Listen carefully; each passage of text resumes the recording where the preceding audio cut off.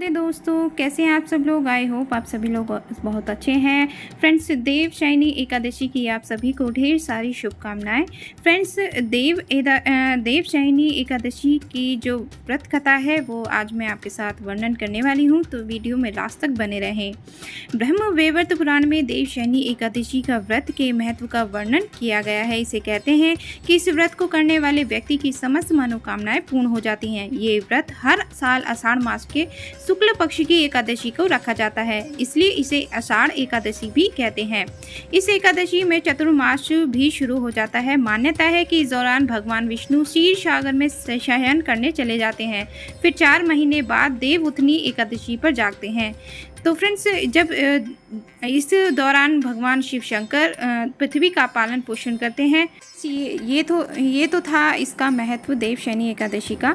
तो चलिए फ्रेंड्स, व्रत कथा कौन सी है, तो उस व्रत कथा को सुनने से पहले फ्रेंड्स हम भगवान श्री गणेश की स्तुति कर लेंगे। वक्रतुंड महाकाव्य सूर्य कोटि समप्रभा निर्विघ्नं कुरु मे देवा सर्वकार्येषु सर्वदा। क्योंकि भगवान जो गणेश जी हैं उनका सर्वप्रथम पूजन किया जाता है। तो चलिए फ्रेंड्स, आज की जो व्रत कथा है उसे स्टार्ट करते हैं। एक बार की बात है, धर्मराज युधिष्ठिर ने कहा कि हे केशव, आषाढ़ शुक्ल पक्ष की एकादशी का क्या नाम है, इस व्रत को करने की क्या है विधि, इससे क्या लाभ मिलता है। श्री कृष्ण कहने लगे कि हे युधिष्ठिर, जिस कथा को ब्रह्मा जी ने नारद जी के साथ कहा था, मैं वो कथा तुम्हें सुनाता हूँ। भगवान कृष्ण ने कहा कि एक बार देव ऋषि नारद जी ने ब्रह्मा जी से इस एकादशी का महत्व जानने की इच्छा जताई थी। तब ब्रह्मा जी ने उन्हें बताया कि सतयुग में मादाता नामक एक चक्रवर्ती सम्राट राजा करता था। वो एक अच्छा राजा था, उसकी प्रजा काफ़ी खुश रहती थी, लेकिन भविष्य में कब क्या हो जाए ये कोई नहीं जानता।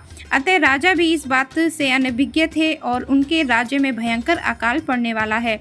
एक समय ऐसा आया जब उनके राज्य में पूरे 3 साल तक वर्षा नहीं हुई। इस अकाल से चारों ओर त्राही त्राही मच गई। राजा सोचने लगे कि आखिर मैंने ऐसा कौन सा पाप कर्म किया है जिससे मेरे राज्य का यह हाल हो गया है। इस कष्ट से मुक्ति पाने के लिए राजा जंगल की ओर चल दिए।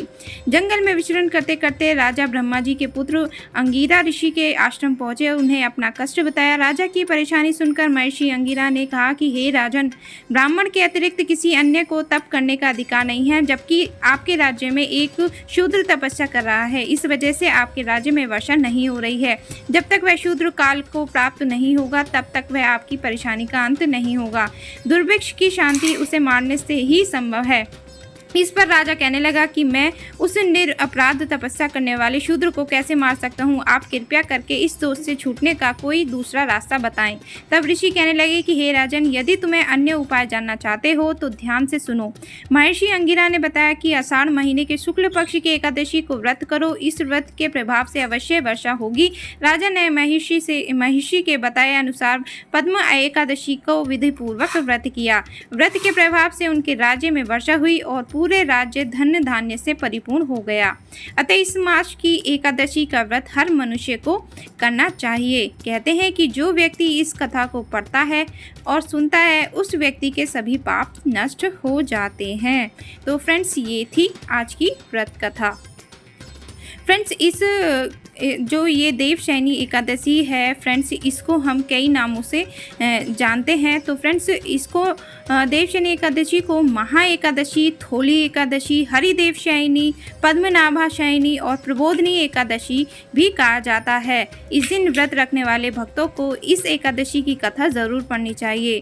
तो फ्रेंड्स, ये जो व्रत कथा है हमें इसे ज़रूर सुनना चाहिए। उसके पश्चात देखिए, हम तिल और फ्लावर जो हमने पुष्प लिए हैं उनको भगवान को अर्पित कर देंगे, तब पश्चात हमारी ये पूजा संपन्न होगी। तो फ्रेंड्स, इस तरह से आप ये कर सकते हैं। तो चलिए फ्रेंड्स, अगर आपको मेरी आज की वीडियो थोड़ी सी भी ज्ञानवर्धक लगी हो तो इसे चैनल को लाइक करना, मेरे चैनल को सब्सक्राइब करना ना भूलें।